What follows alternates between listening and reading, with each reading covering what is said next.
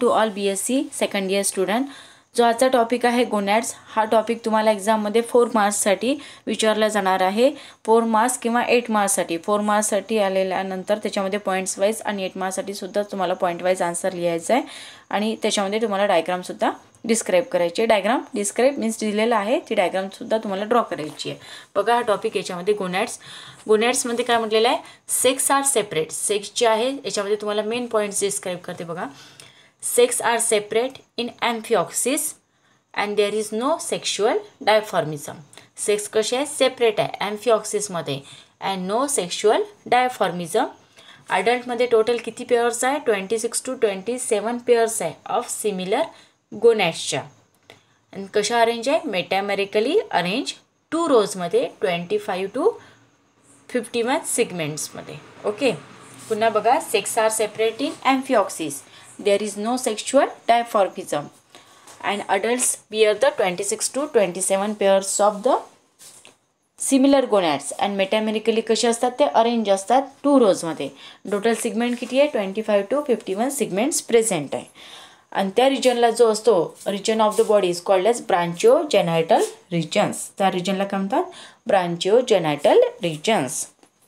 Okay, नंतर आहे त्याच्यामध्ये simple hollow sacs of the mesodermal origin.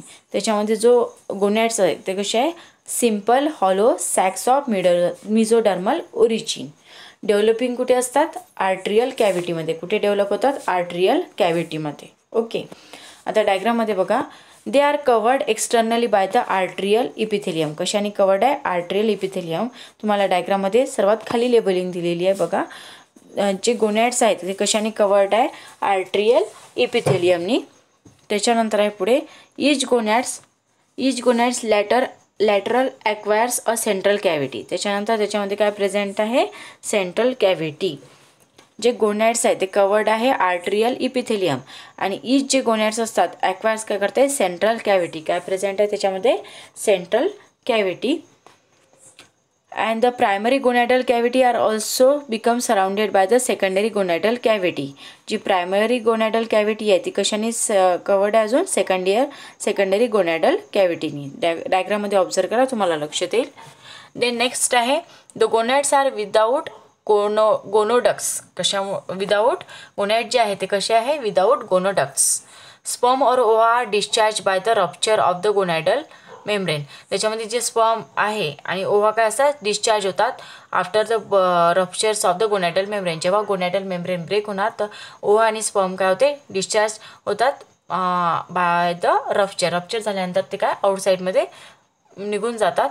And the apertures by the which they are except close and later on the gonads develop a fresh. मग त्याच्यानंतर जेव्हा rupture झाल्यानंतर sperm आणि ओव्हा आउटसाईडमध्ये निघून जातात ऑफ द गोनॅडल मेम्ब्रेनच्या. त्याच्यानंतर apertures by the which they except close.